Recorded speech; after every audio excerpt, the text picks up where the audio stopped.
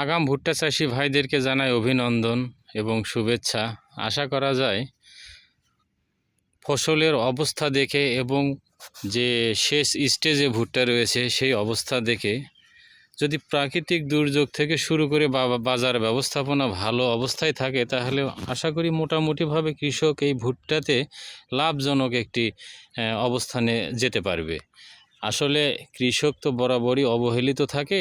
2025 সালে এসেও এর ব্যত্যয় ঘটেনি আলুতে। এই ক্ষতিটা পুষিয়ে নিতে পারবে যাদের আলুর পাশাপাশি ভুট্টা রয়েছে। এবং ধানের অবস্থাও খুব একটা খারাপ নয়। অবস্থা ভেদে প্রতিটি ক্ষেত, প্রতিটি মাঠে ফসল সবুজ শ্যামলে ভরে রয়েছে। যদি সঠিক পরিচর্যা এবং প্রাকৃতিক দুর্যোগ ছাড়াই কৃষক ফসল ঘরে তুলতে পারে, তা আশা করা যায় এবার হয়তোবা কিছু প্রফিট নিয়ে ঘরে উঠতে পারবে। ধন্যবাদ সবাইকে। আসসালামু আলাইকুম।